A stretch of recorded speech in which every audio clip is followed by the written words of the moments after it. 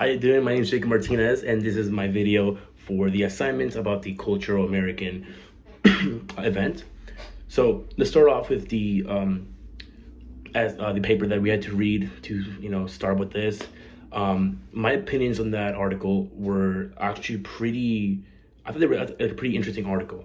In the article, it talked about all these cultural differences that this tribe has, and how they have shrines and they have these medicine pouches in this chest that they use and they're afraid to use because they don't know what it cures. And so what I realized in this article is that these people believe a lot in magical items and magical remedies, and that they truly follow with faith. An example of this would be in the article how they have these mouthmen and they have these tribal men that when you're really sick, you go into this village, and even though most people don't come out alive, they have faith because it's how they were raised. And how they have these mouthmen who would make infection, put holes in your teeth, and practically keep you in pain and pretty much torture you, and still have faith. This can really make you think about the culture, that the cultural differences that we have between this tribe and America now, where if that were to happen, people would immediately shut it down. They would make it look bad, but in their mind, in their views, they love it. They think it's part of, they think it's like the way to do it. And at the end of the article, there was this really, really nice quote that really stuck with me, which said that in order to advance as a civilization, you need to go past these stages to learn from your mistakes, which I think is a really, really smart thing to read about. America would not be the amazing place it is without the past mistakes that it's made in the past. And I can really, really say something.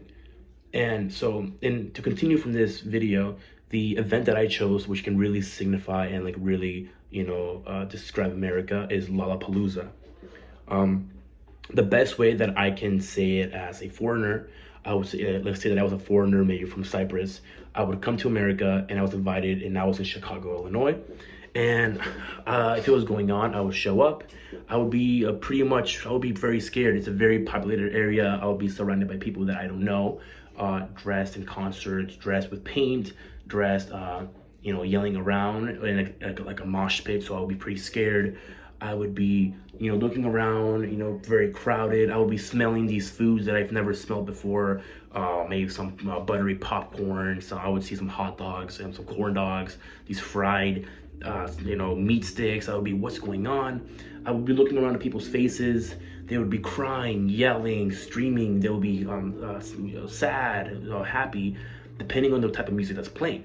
And speaking about music, I would be very confused with the sounds that I'm hearing. I would be hearing these loud drums, these loud, instruments that are playing, and so many electronic noises, and then it'll switch to some very calm and very, very nurturing and on your feels, getting you music. So I would be very confused with what I'm feeling, just because of the difference that this plays and the vibe that it's bringing out. As a foreigner, I wouldn't know what's going on, but I do feel like eventually I would learn to be excited about the place that I'm in, and that I would see that people are more happy, and those tears are not of sadness or hurt, but about how they make you feel in a good way. So that's why I feel I would describe Lollapalooza as a concert and as a big event that happens yearly. Now, Lollapalooza was started in 1991. It was supposed to be the end concert of this band, but it quickly evolved from that. So it started off as a kind of like a circus where it would move around throughout the country, but only in America. It would travel around the country. But in 1994, I believe, it decided to permanently be held annually in Chicago, Illinois. So when this concert was started back almost 30 plus years ago, it was mainly the sound of the 90s. So we had rock, we had pop, we had electronic music, and all these sounds that you expect to hear in the 1990s all the way to the early 2000s. Now, this is a big event. It can hold up to 150,000 people, and it's held every year from August 1st to August 4th. So check it out if you want to look forward to it next year. Now you know the dates, so maybe I'll be there. But yeah, so it can be it's a very big event, and it's really evolved throughout the years. I mean, it started off as, you know, the cultural music that we had back then, which was all our rave, like American rave, you know, Notorious B.I.G., rap, hip hop. We had like early Beyonce, and like Nirvana and all these bands. Nowadays, it's more rap, more, you know, more, maybe not the safest music to put on your kids, because that's just how we evolved as a country. We moved from that soft hard rock rap, pop music, electronic disco music, to what we have now, which is like a hard gangster rapping, very, you know, pop inspired rap music. So that's how it has evolved throughout the years. And I believe that this can actually really signify how it has impacted our country.